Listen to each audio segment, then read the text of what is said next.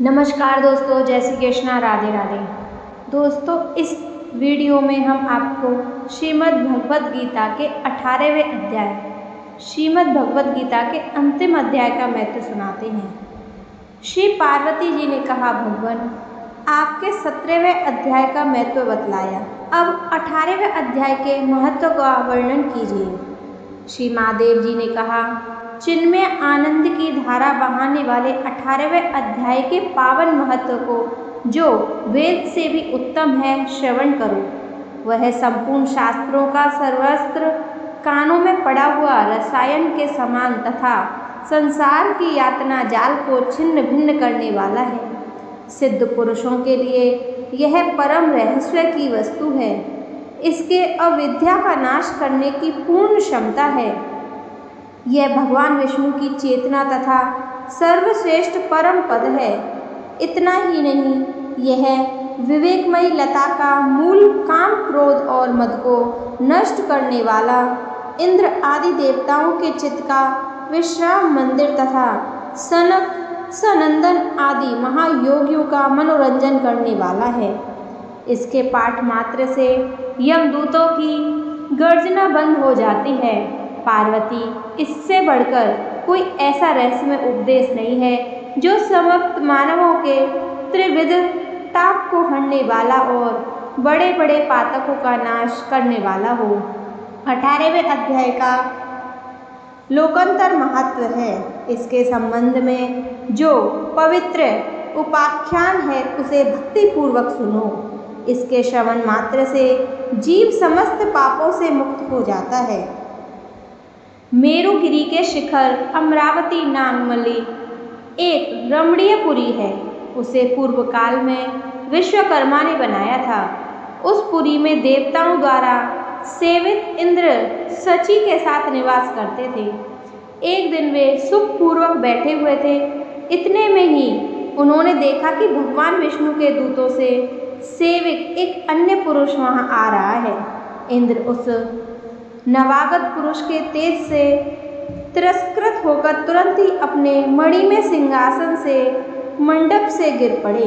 तब इंद्र के सेवकों ने देवलोक के सम्राट का मुकुट इस नूतन इंद्र के मस्तक पर रख दिया। फिर तो दिव्य गीत गाती हुई देवांगनाओं के साथ सब देवता उनकी आरती उतारने लगे। ऋषियों ने वेद मंत्रों का उच्चारण करके उन्हें अनेक आशीर्वाद दिए।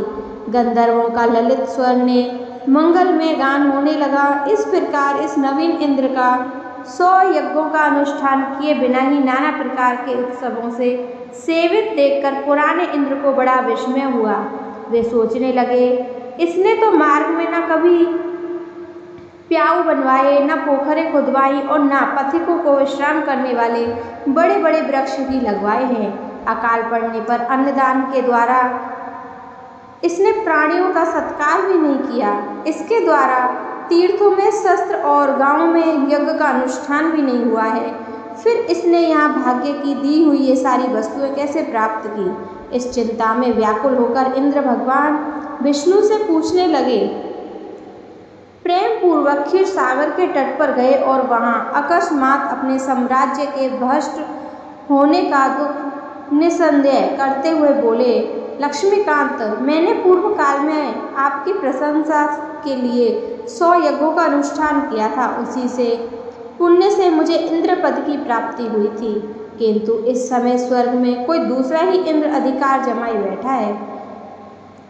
उसने तो ना कभी धर्म का अनुष्ठान किया, न यज्ञों का। फिर उसने मेरे दिव्य सिंहासन पर कैसे अधिकार जमाया है?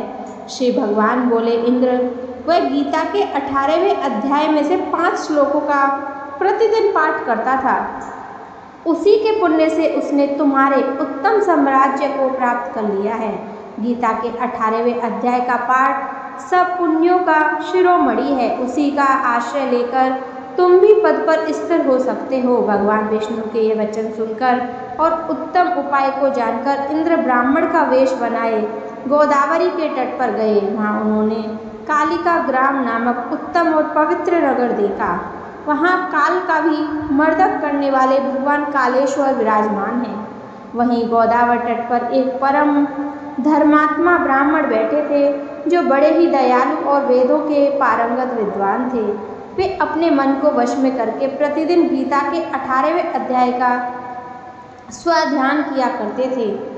उन्हें देखकर इंद्र ने बड़ी प्रशंसा के साथ उनके दोनों चरणों में मस्तक झुकाया और उसी 18वें अध्याय को पढ़ा। फिर उसी के पुण्य से उन्होंने श्री विष्णु का सायुज्य प्राप्त कर लिया। इंद्र आदि देवताओं का पद बहुत ही छोटा है, ये जानकर वे परम हर्ष के साथ उत्तम वैकुंठ धाम को गए। अतः यह अध्याय मुनियों के लिए श्रेष्ठ परम तत्व है। पार्वती 18वें अध्याय के इस दिव्य महत्व को वर्णन समाप्त हुआ। इसके श्रवण मात्र से मनुष्य सब पापों से छुटकारा पा सकता है। इस प्रकार संपूर्ण गीता का पाप नाशक महत्व बतलाया गया। महाभागे, जो पुरुष श्रद्धा युक्त होकर इसका श्रवण करता है वह समस्त यज्ञों का फल पाकर अंत में श्री विष्णु का सायुज्य प्राप्त कर लेता है। तो दोस्तों, यह था गीता के 18वें अध्याय का महत्व। जय श्री कृष्ण, राधे राधे।